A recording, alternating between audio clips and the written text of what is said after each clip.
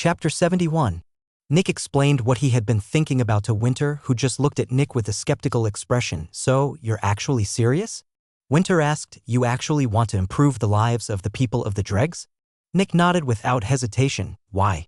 Winter asked, they've never done anything for you. From what I've heard, all of them didn't care about you and many of them even wanted to steal your things. Why would you want to sacrifice the stuff you earn to help people like them? It's the system, not the individual person, Nick said. If there were no taxes, the number of violent crimes would drop significantly. If the people had access to better food, they wouldn't need to fight others for valuable nutrients.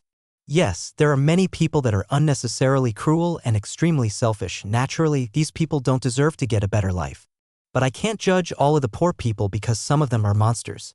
Just like how I can't call all the rich people monsters because they are not helping us. Right now, the people in the dregs suffer and some of them can improve their lives. However, I want it the other way around. I want everyone to have a good life, and if they do bad stuff, their lives will worsen. I think everyone deserves a chance, and I want to do my best to make this possible. Winter still looked at Nick with a skeptical expression. That's a tall order, you know? Nick nodded. I know, if I want to help everyone in the dregs on such a fundamental level, I probably need to become as powerful as Albert, at least, maybe even more powerful. But at least then, my power has actual value and meaning. Winter rubbed his chin as he looked at Nick. So, in short, you want to become much stronger. Power is the source that allows you to realize your dreams, right? He asked. I guess you could put it like that, Nick said with a nod. All right, Winter said, the next moment. Winter sighed. I'm happy to hear that, you know? This time, it was Nick who looked at Winter with skepticism. Why? I was afraid that you would become complacent, Winter said with a laugh. You always told me that you just want a better life. I was afraid that you would take it easy as soon as your livelihood became secure. But since you now have such a grand goal, you probably have no reason to become complacent. Nick scratched the back of his head in embarrassment. Yeah, I guess so. Winter nodded. All right, then, let's deal with the corpses. Nick nodded with a smile. I've sent Peter home for today. Jenny is currently working, and Trevor won't be here for several hours. Winter said they have also not been informed about our decision to give the parasite a couple of corpses. And I want to keep it that way. Working with the parasite is illegal, and if we are found out, Crimson Fungus City will crack down on us. I will be able to get through this thanks to my family, but you won't survive. I hope you understand how important this is, Winter said. Nick nodded solemnly. I fully understand. I also don't want to die.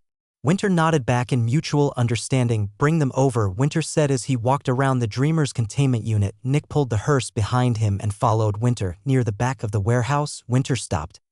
Winter kneeled down and pointed at one of the shiny metal plates on the ground. Since we want to keep this a secret, I can't commission someone to create easy access to the sewers, which means you have to do it. I've already looked at the blueprints of the warehouse and I've seen where all the important pipes and cables go through. There should be nothing important below this place, which is why I want to make this the entrance to the sewers.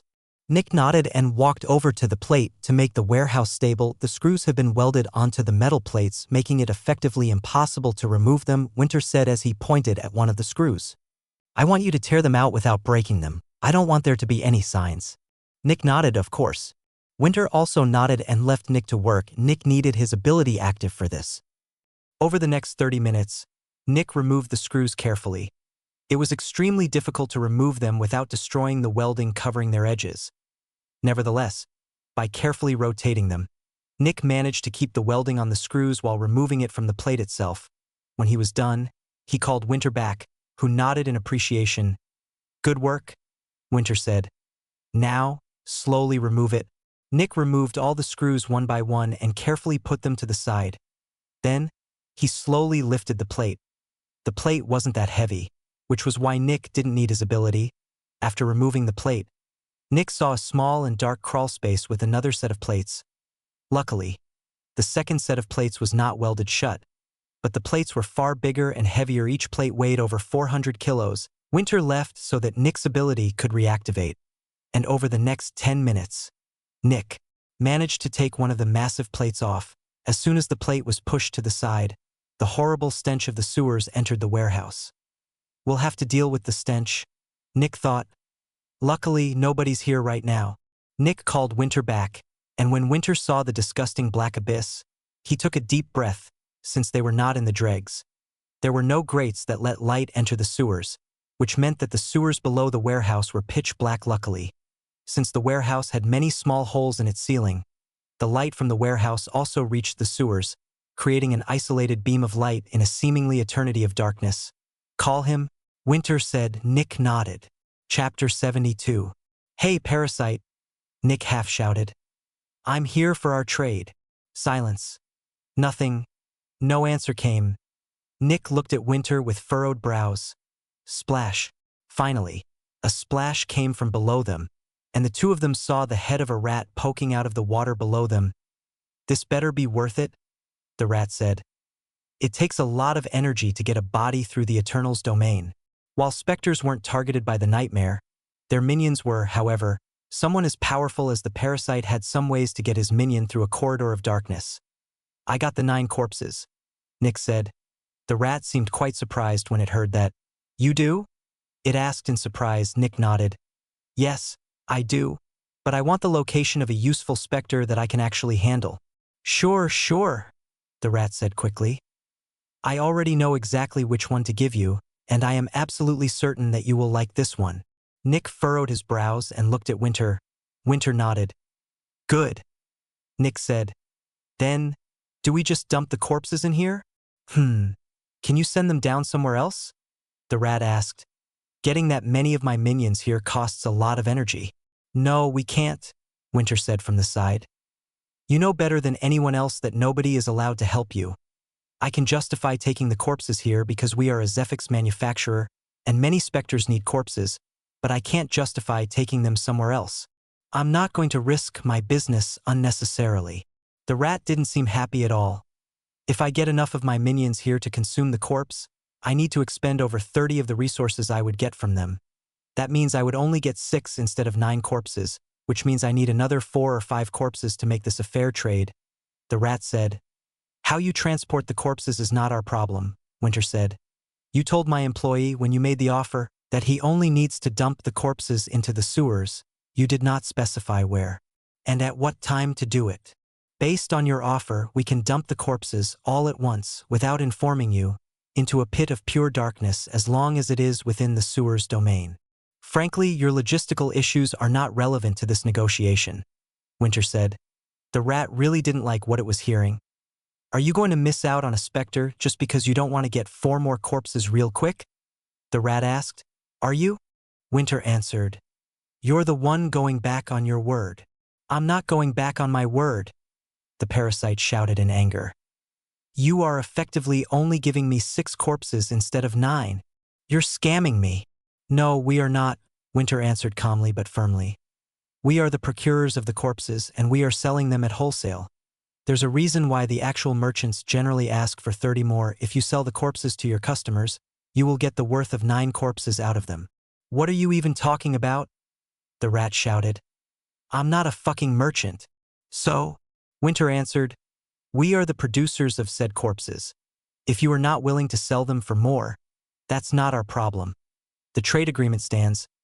Now, do you want the corpses right now? The rat seemed like it was about to die of anger. Fine, it shouted. But I will remember this for the future. You are free to make us a new offer after fulfilling this one, Winter calmly answered. You might be our best option for obtaining information regarding specters right now, but if your offer is too disadvantageous for us, you will lose this position. At some point, creating an investigator team or buying specters from other manufacturers might be more cost-effective than accepting your offers. In the end, it's up to you, Winter said evenly. The rat just glared at Winter without saying anything for several seconds. Like father, like son. The rat grumbled, Fine, give me some minutes. Of course, Winter answered before looking away from the dark hole. While they were waiting, Nick saw Winter leaning away from the hole and sighing in relief. Nick was quite surprised when he saw that. Just now, Winter had seemed extremely confident and in control, but as soon as he was outside the parasite's perception, he lost all that confidence. Ready the corpses?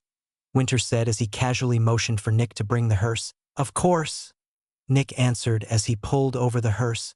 Then, a couple of minutes of silence passed. I'm ready. Nick and Winter looked into the hole again. Even though they had been prepared, a cold shudder still ran down their backs when they saw the heads of over 100 rats poking out of the water. All right, Nick answered. Want them one by one or all at once? One by one. one of the rats said. Nick stood up, grabbed one of the corpses, and hurled it into the hole. Splash!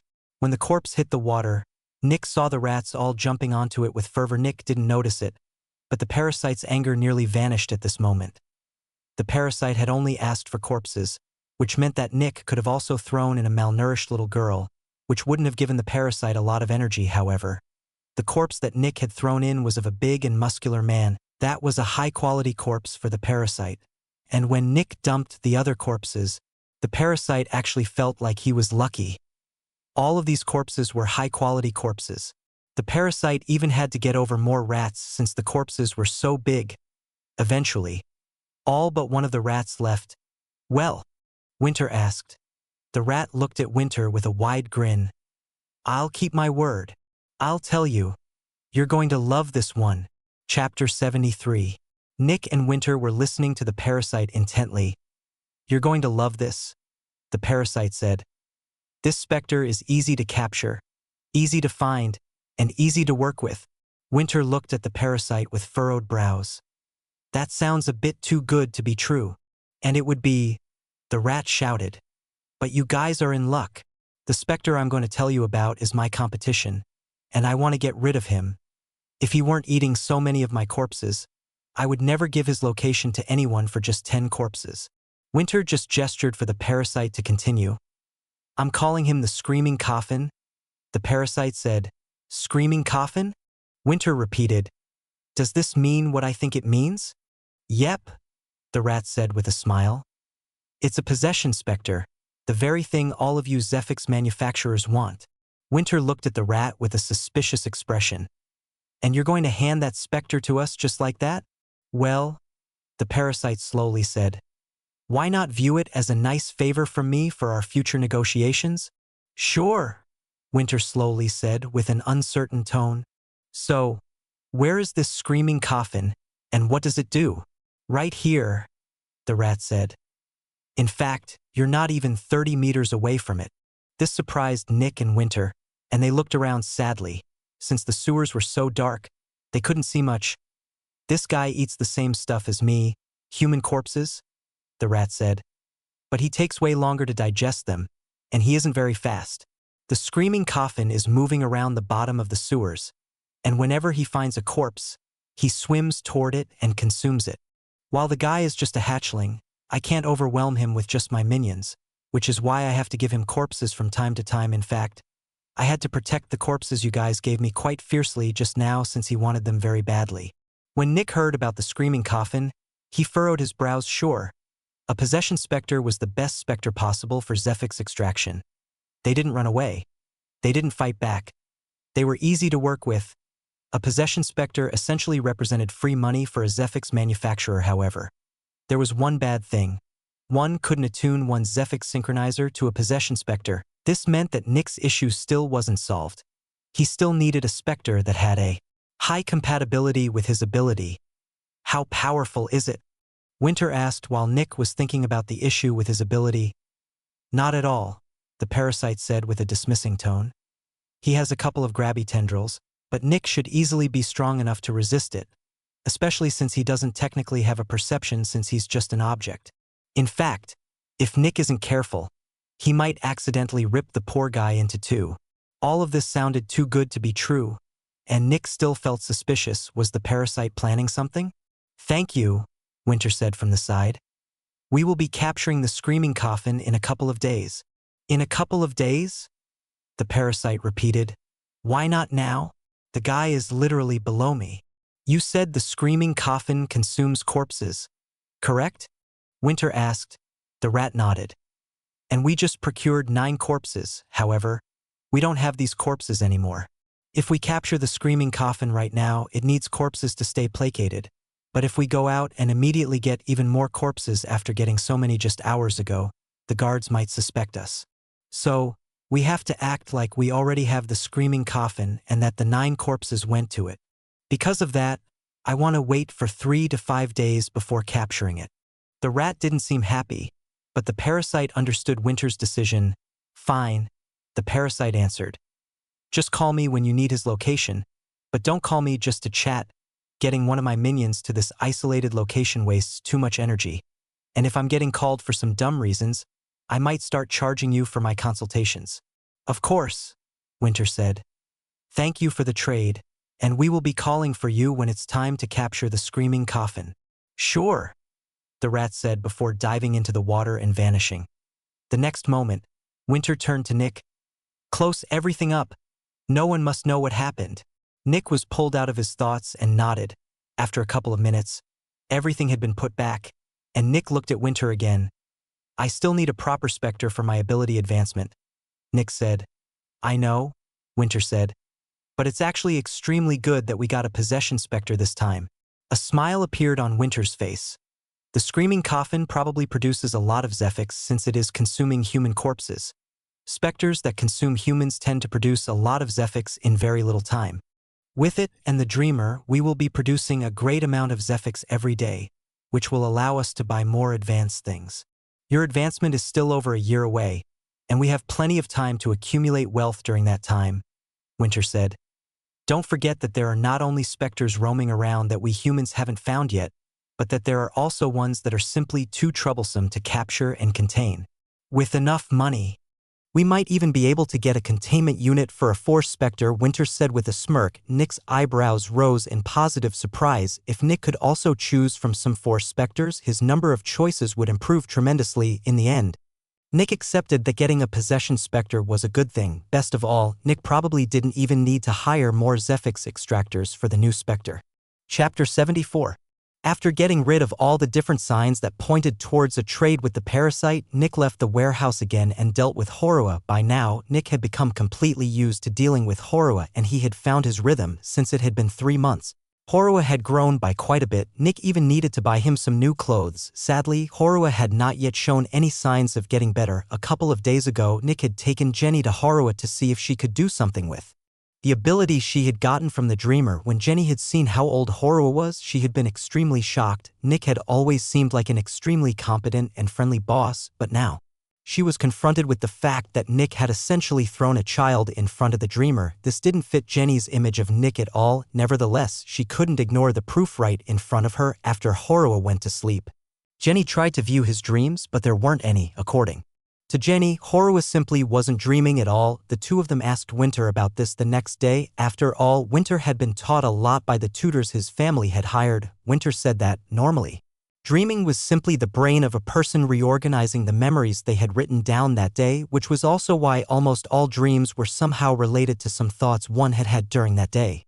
The fact that Horua wasn't dreaming actually wasn't very surprising. After all, Horua didn't perceive anything, which meant that he most likely didn't create new memories, so he also didn't dream. There was simply nothing to dream about. When Nick heard that, he could only sigh. He wanted to help Horua.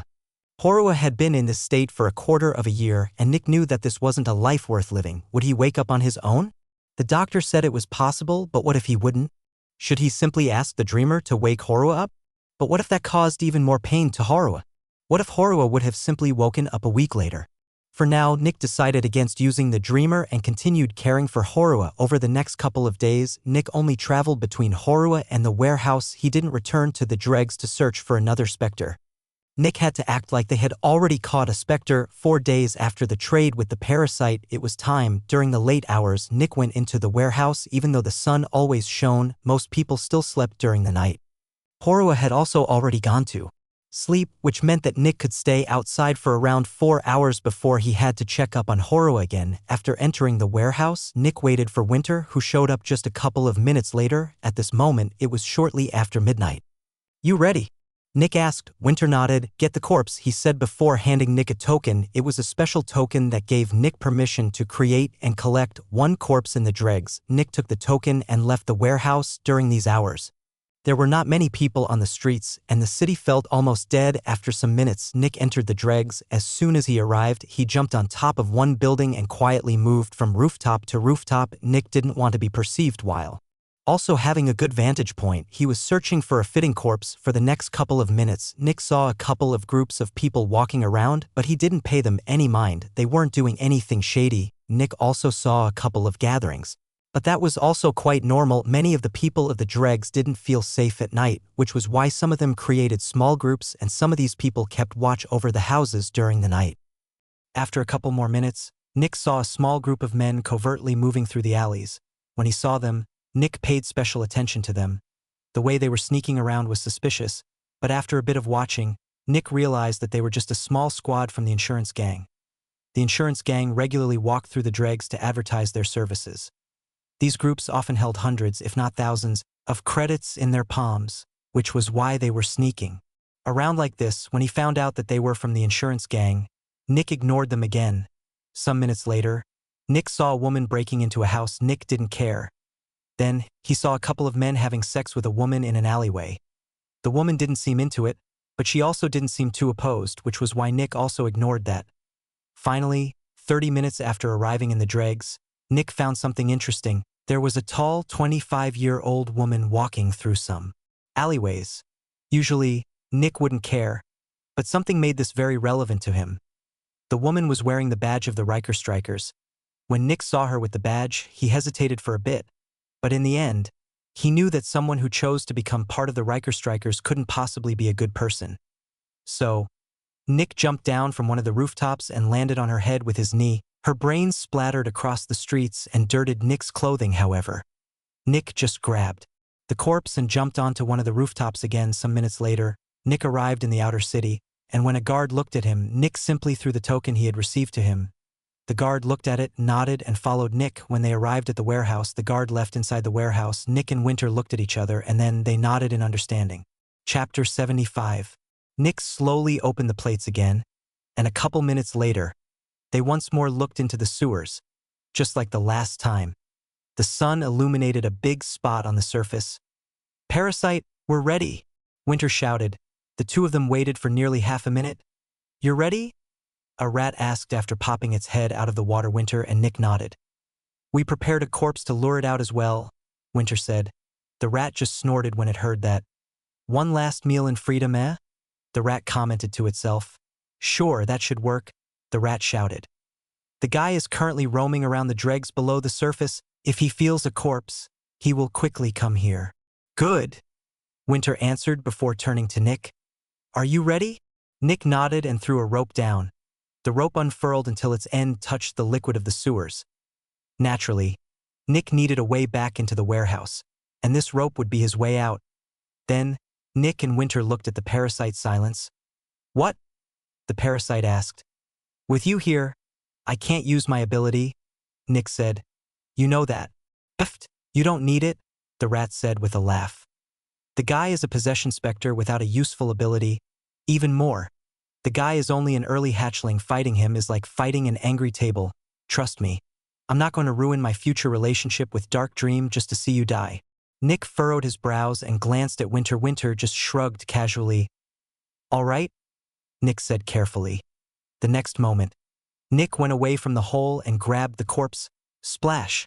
Nick hurled it into the water, and just a bit later, he saw it float on the surface. Silence. 20 seconds passed. "Is it coming?" Nick asked. "No idea," the rat said. "I tend to keep my minions outside of the water. It's not very healthy for them. But he should be on his way. Give it a minute." Silence. The three of them just looked at the floating corpse. "Oh, there he is," the rat suddenly said. The next moment, something white slowly rose out of the sewers beside the corpse. It was a pristine white bandage. A moment later, several more strings of bandages rose out from the sewers. Slowly, they wound themselves around the corpse, and just a bit later, the corpse began to submerge. Nick took a deep breath and narrowed his eyes. Then, Nick jumped into the hole. Splash! Nick hit the water beside one of the bandages, and he immediately grabbed it. As soon as Nick held it, he felt a strong pull, and he immediately got pulled below the surface. Naturally, the water was just as disgusting as the last time, but Nick didn't have the luxury of feeling disgusted right now. He had to capture the screaming coffin. Nick didn't let go of the bandage, and he quickly got pulled more and more into the depths. Suddenly, several more white bandages appeared, and they started to come towards him slowly. Luckily, the bandages were very slow. It was almost like the screaming coffin didn't feel any urgency or anger, which was actually the case. As a possession specter that possessed an object, the screaming coffin didn't even really have a consciousness. It had the same level of consciousness as a cell. It just followed the most basic instincts, RIP. Suddenly, one of the bandages was ripped off as Nick pulled on it. What? Nick thought in shock. I ripped it already? That was when Nick realized that he was a couple of meters below the surface, which meant that neither Winter nor the parasite could perceive him. At this moment, Nick's body was over 15 times as powerful as the body of an average adult male, and the screaming coffin was only an early hatchling. As soon as Nick ripped the bandage off, the other bandages started to slowly retreat, even though the screaming coffin had a very basic consciousness. When one of its bandages was ripped off, it still decided to stop its attempt to consume Nick. That's problematic. Nick thought. I don't know where it is. Nick moved forward and grabbed two of the retreating bandages, but he didn't pull on them. Instead, he simply kept them in his grasp. The bandages wanted to slowly retreat, but after a couple of seconds, they started to slowly encompass Nick's arms. Nick didn't do anything soon. More bandages appeared around his body, and they also started to encompass him. To make sure that Nick wasn't bound in a problematic position, he kept his arms and legs apart while also keeping all of his muscles flexed, even if the screaming coffin managed to wrap him in several bandages. All the bandages were still attached at one end, and with a single pull, Nick could tear them off some seconds later. 10 different bandages had grabbed Nick's body, and he felt himself get pulled downward. Luckily, Nick was carrying a bit of arc light on his waist, which meant that the nightmare wasn't an issue right now. 10,000 credits was no longer something extremely expensive to Dark Dream. After getting pulled down for a couple more meters, something appeared. It was a luxurious black coffin at this moment. The coffin was closed, and 12 white bandages came out of the tiny gaps between the body and the lid of the coffin. Nick looked at the coffin with narrowed eyes. As Nick got closer, the coffin slowly slid open. Immediately, Nick felt like he was looking at an eternal ocean of hate-filled ghosts. It was like an army of furious and unwilling corpses was screaming at Nick to join them. They hated being doomed to this eternal existence of suffering, and they had long since lost all of their rationality. All of them were filled with nothing but pure hatred for anything that didn't share their pain. Nick's body shook when he heard the hate-filled screams, but he quickly calmed down, and only one thought shot through his mind. So, that's why it's called the Screaming Coffin. Chapter 76. The screaming coffin opened fully, and Nick saw a black void inside. As soon as Nick saw the black void, he knew that he couldn't enter the coffin or he would die. Power seemed to be irrelevant when encompassed by the screaming coffin. Anything living would be turned into nourishment for the coffin. Nick slightly moved his arms and felt that he could still use a lot of power. For a bit, Nick let himself get pulled closer, and when they were only a bit less than 2 meters apart, Nick became active. Riot. Nick immediately ripped his left and right arms free, followed by his legs. Immediately, the other bandages loosened, and shockingly, they even cut themselves off. The screaming coffin immediately let go of Nick, leaving several parts of Nick's body encased in white bandages. The screaming coffin quickly closed its lid, and when it was fully closed, Nick shot forward in an instant. Nick surrounded the closed coffin with his arms. Luckily, it wasn't too big. The next moment, Nick surrounded the coffin with his legs so that it couldn't run away. RIPPP. After that, Nick methodically ripped out all of the white bandages that came out of the gaps. When the last bandage was cut, the coffin stopped moving. The only bit of life or movement Nick could feel was that it was shaking a bit. By removing all of the bandages, Nick had turned the screaming coffin into something akin to a spider with all of its legs ripped out. It was alive, but it couldn't move. Nick carefully switched his hold and looked at it for a bit. The coffin only lightly shook in place, which meant that it couldn't move anymore. I guess that's it? Nick asked himself doubtfully in his mind. That was easy. Of course, Nick still realized that this coffin could essentially kill and prey on any normal human. If it caught one of the members of the Riker Strikers, the man would be helpless. A normal adult male simply didn't have the power to rip the bandages apart. But on the other hand, the screaming coffin was also very slow. If the human noticed the coffin before it reached him, they could probably just run away. However, things were different in the sewers. No human would be able to feel the screaming coffin coming. In short, it was an ambush predator. I guess we have a second specter now, Nick thought as he grabbed the bottom of the coffin before lifting it. Next, Nick swam upward while holding the coffin, and a couple of seconds later, He reached the surface. First, Nick felt like the coffin had become many times heavier, but that was just Nick's ability deactivating. When Nick lifted the coffin out of the water, he had to wildly paddle with his legs to keep his head above the water. I got it, Nick shouted, but he immediately regretted shouting as some of the liquid entered his mouth. Great work. Bring it up, Winter shouted. Nicely done, kid, the rat shouted. Nick slowly pushed the coffin to the rope and tied a rope around it. Sadly, there was not a lot of rope, which meant that he couldn't really secure it completely. Winter, I need you down here to keep the coffin in the loop. I don't think you have the power to pull both of us up, Nick shouted. Winter looked at the sewers with disgust and anxiety, but he just gritted his teeth before nodding. Winter slowly slid down the rope until he reached the coffin. A disgusted and almost fearful expression appeared on Winter's face as he got submerged up to his chest in the sewers. Thanks, Nick said before grabbing the rope above Winter and easily pulling himself up. When Nick reached the top, he walked a bit away from the edge and pulled. Since no one could perceive Nick's exact location right now, his ability reactivated. On the top, Nick pulled the rope to himself like there was almost nothing connected to it. In the sewers, Winter felt an extremely powerful pull and was immediately lifted out of the sewers. The coffin wobbled below Winter's ass, but he quickly shifted his weight to keep it in the loop. Some seconds later, Winter grabbed the ceiling of the sewers and pulled himself carefully up while still grabbing the coffin with his legs. Luckily, Winter wasn't weak. In fact, he was a mid-newbie since he had worked quite a bit with his father's specters when he was young. Nick quickly went forward and pulled Winter and the screaming coffin out. Without waiting, Nick grabbed the screaming coffin and walked over to the containment unit in the middle of the warehouse. They had already moved the Dreamer to its new containment unit a couple of days ago with Nick, Winter, and Jenny present. The Dreamer didn't even attempt to escape. The Dreamer was now in a smaller containment unit, but a far more expensive and advanced one, and the screaming coffin would now inhabit the Dreamer's old containment unit. The alarm rang through the warehouse as the main gate of the containment unit was slowly opened. Nick just walked into the containment unit, put the screaming coffin on the ground, and walked out again. After closing the gate, he was done. The screaming coffin was contained, and compared to the Dreamer, this thing was way easier to keep contained. As long as it had something to eat, it probably wouldn't even move. Speaking of, Nick said before going to the hole. When he looked down, he saw the rat sniffing the corpse they had thrown in earlier to lure out the screaming coffin. No, Nick shouted. I'm still using that. Yeah, sure, the rat said absent-mindedly as it retreated from the corpse. Nick looked at the rope and saw that it was still bound to one of the containment units. The next moment, Nick grabbed the rope and jumped back into the sewers.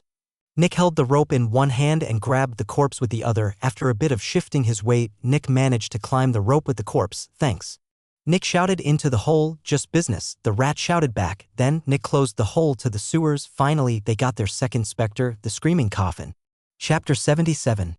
After closing the hole to the sewers, Nick walked over to Winter. At this moment, Winter was standing near the edge of the warehouse below something that looked like a shower. The shower head was spewing cleansing liquid onto Winter, getting rid of all the impurities and the stench. Such a cleansing shower cost a couple thousand credits, and taking a shower cost around 50 credits, which made the shower quite expensive for normal people. But as a Zephyx manufacturer, Dark Dream easily had enough funds for something like this. A cleansing shower counted amongst the most basic equipment for a Zephyx manufacturer since it was relatively cheap while also dealing with many risks. A clean environment was important.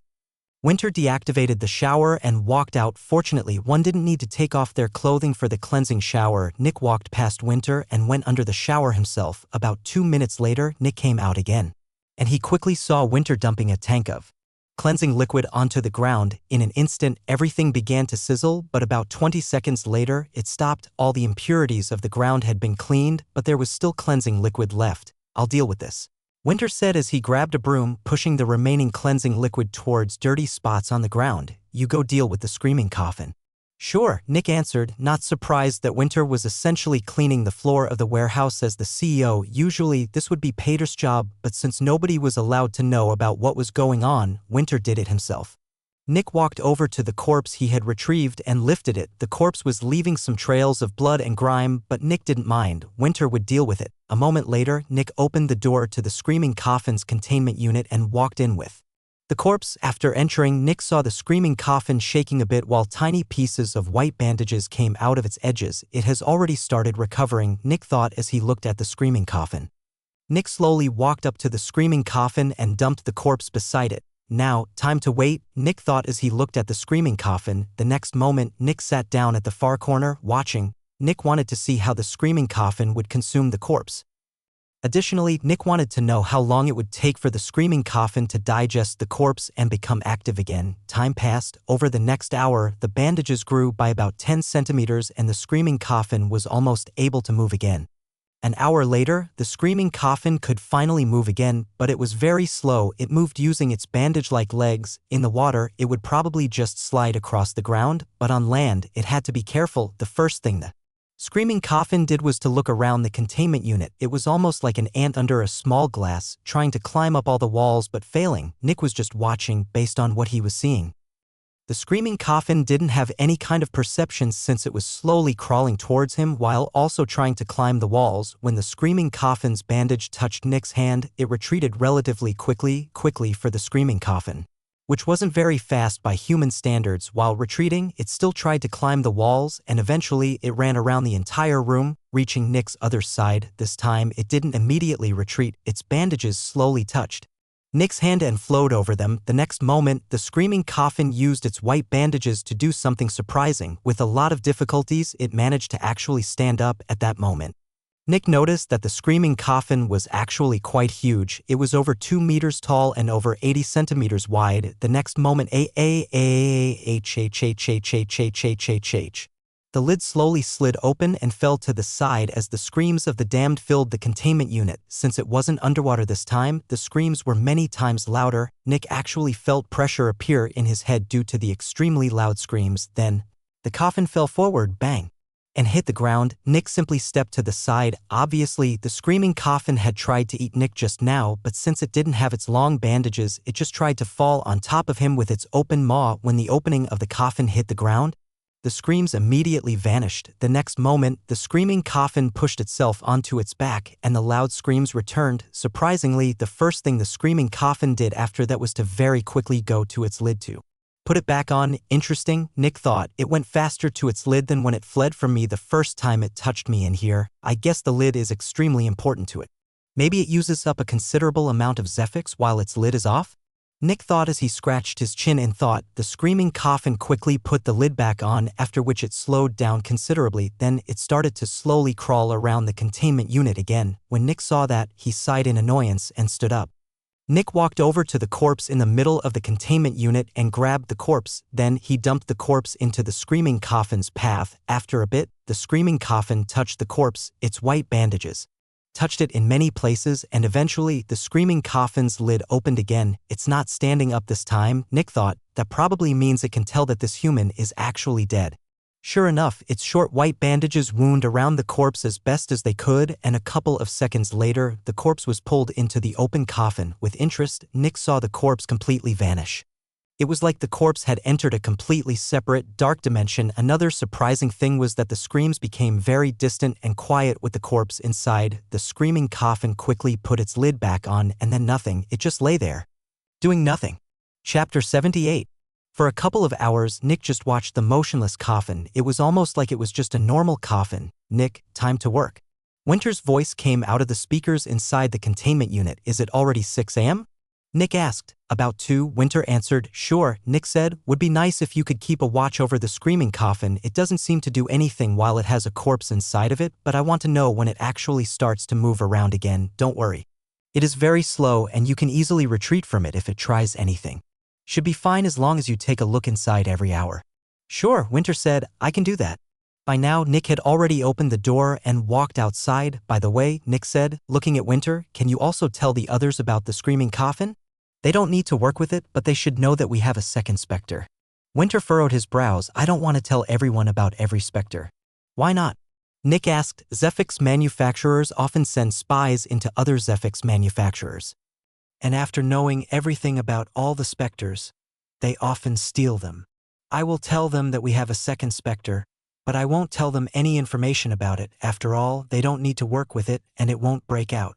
Since it is a possession specter, it's very easy to take care of the screaming coffin. We just have to get corpses and dump them in here when it's done eating, Winter said. Nick also furrowed his brows. Jenny and Trevor were Nick's employees, and he trusted them. He didn't like it that Winter wasn't telling them everything. If you think so, Nick said with a shrug, moving past him. Obviously, Nick wasn't happy, but he wouldn't go against Winter's orders. Thanks? Winter said with a nod. Sure, Nick said absent-mindedly as he walked over to the Dreamer's new containment unit. The Dreamer's new containment unit was 3 by 3 by 3 meters big, which was a bit smaller than its old containment unit. However, just by looking at it, one could tell that this one was way more expensive. First of all, there were no visible wires or pipes. Second of all, the containment unit was just a solid, clean, even, and black cube. It almost looked like a cube of obsidian, well, except for the top. The ceiling of the containment unit was made of a mysterious material that had some properties of glass. From above the containment unit, one could see through the ceiling clearly, but when inside, one couldn't look out. If this were a simple one-way mirror, it would be the other way around. With a one-way mirror, the side that let the light enter would not be able to see through it, while the side that received the light could see through it. This glass-like surface was also one of the biggest reasons why this containment unit was so expensive. First of all, the people outside could see what was going on in the containment unit. Second of all, the surface was extremely hard. Third, the Zephyx manufacturer didn't need to waste money on artificial light anymore. Sadly, there was one problem with that part of the containment unit. It couldn't isolate force specters, but that was a small price to pay for all the conveniences. This model was probably the one that was used and sold the most amongst Zephyx manufacturers. It was pretty cheap for a containment unit, could contain an adolescent specter, and was pretty small and sturdy. This model was used to basically contain every hatchling and adolescent specter that wasn't a force specter. When Nick reached the black cube, he jumped up and landed on top of the containment unit naturally. When Nick landed, it made quite a loud sound, but the Dreamer didn't seem to care as it continued to look at Trevor. In front of the Dreamer lay a man with long black hair. The man was around 185 centimeters tall and quite muscular with a chiseled jawline. The extractor uniform he was wearing made him seem even more impressive in a way. The man looked like someone who had come out of a fantasy. That was Trevor naturally. With his looks, Trevor had it extremely easy to make friends and pick up girls, which was also why Winter had chosen him over Jenny for any sensitive mission. In a way, Trevor was a perfect spy or secret agent. Since he could get close to anyone easily, men wanted to be his friend, while women wanted to be his girlfriend. When Nick saw that everything looked fine in the containment unit, he jumped down from the roof and walked in. Time to swap, Nick said. The Dreamer slowly turned its head to look at Nick. Even though Nick was used to working with the Dreamer, he still felt nervous in front of it.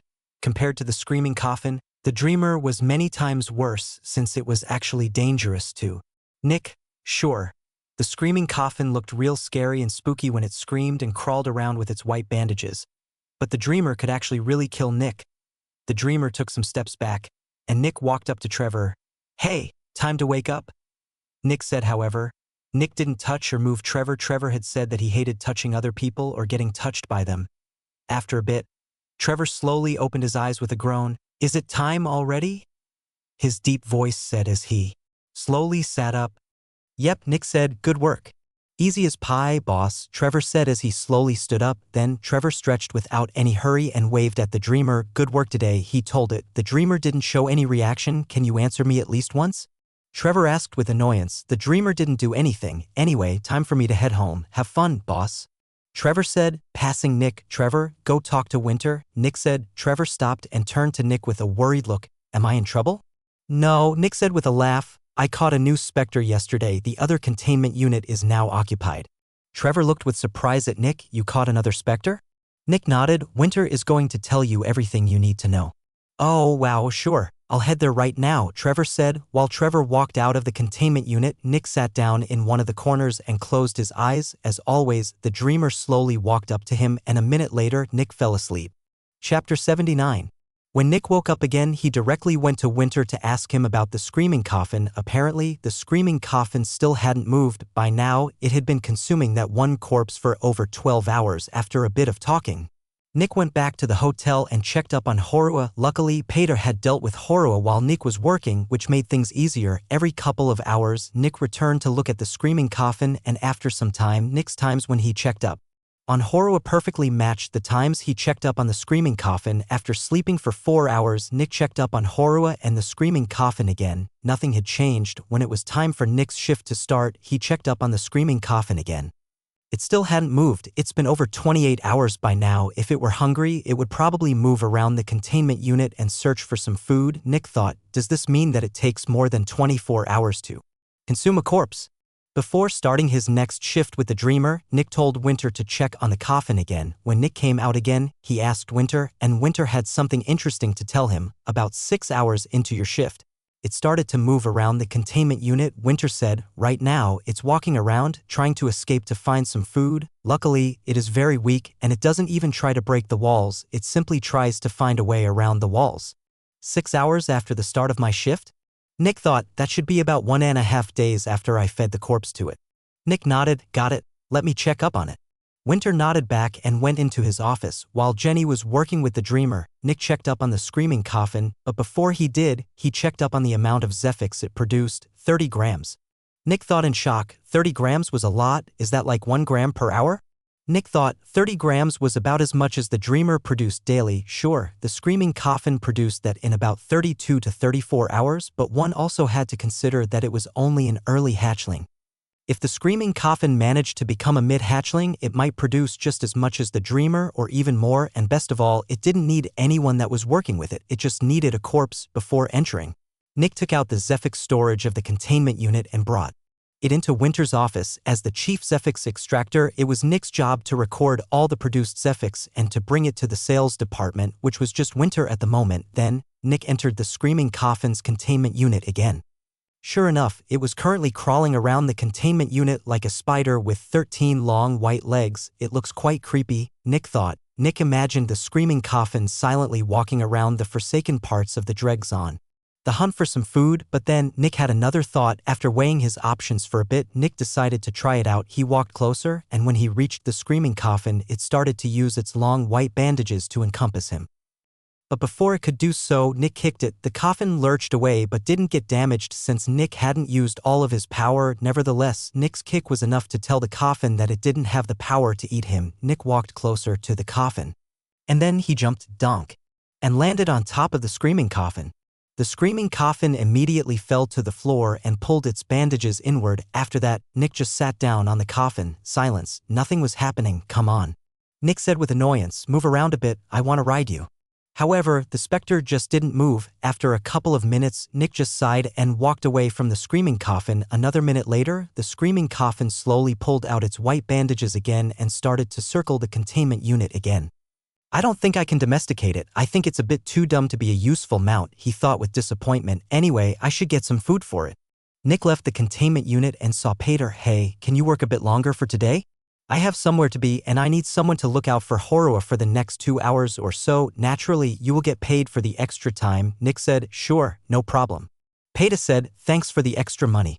Thanks, Peter, Nick said with a smile before walking out of the warehouse. 30 grams of Zephyx is about 30,000 credits in total. However, every corpse costs around 15,000 credits, and with the other costs, the screaming coffin only produces a profit of about 12,000 credits per corpse. Luckily, none of my Zephyx extractors need to work with it, which means there's more remaining for me. Nick thought with a smile, that's about 2,000 credits more per day with only a little extra work. Although I have no idea what I should buy with all of this. I'm earning so many credits, but they are just sitting in my bank account, collecting dust. As Nick reached the guard outpost, he stopped and scratched his head. Isn't that kind of what I've hated in other people in the past? Just months ago, I thought that it would be great if everyone could just give a little of their overabundant wealth to help others.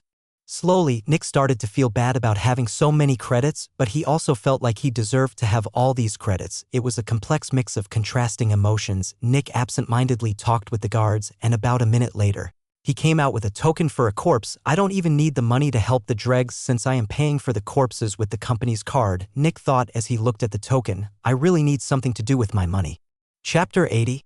After searching in the dregs for about an hour, Nick found a guy belonging to the Riker Strikers. Just like last time, Nick just killed the guy and pulled him back to Dark Dream. On his way, he handed the token back to the guards, who just thanked him for his patronage. Nick threw the corpse into the screaming coffin's containment unit and watched it consume the corpse. As always, the terrifying screams hurt Nick's ears quite a bit. After Nick left the containment unit, he looked at the clock. About 3 p.m. That means it should be done between 10 p.m. tomorrow and 2 a.m. the day after tomorrow. Nick nodded and walked into Winter's office. Anything you need? Winter asked without looking up from the sheet of paper he was writing on. Hey, Winter, Nick said, what do I do with my money? Invest it, Winter answered. Nick furrowed his brows. Like, in the company? Winter snorted, "No, I don't need your money right now and I don't want to lose ownership of Dark Dream."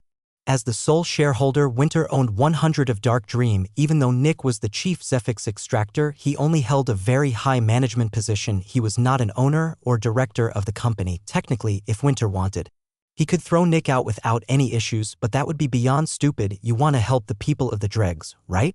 Winter asked, putting the sheet of paper down. Nick nodded. "In that case, I would invest in your own power," Winter suggested. "Into my power?" Nick repeated. "Yep," Winter added, "get some equipment. You are still fighting with your bare hands, and you're only using the official uniform of the city as your armor. Even more, if a Force Spectre attacks you, you can't even do anything to it since you have no weapons to use against it. By getting a good weapon and armor, you can increase your own power by a lot," Winter said. Nick's eyes widened in realization as he thought about all the things he could buy with the money he had already gathered, but then Nick became a bit confused. "And what does that have to do with me wanting to help the people of the dregs?" Winter chuckled a bit. "If you die, who will help the people of the dregs?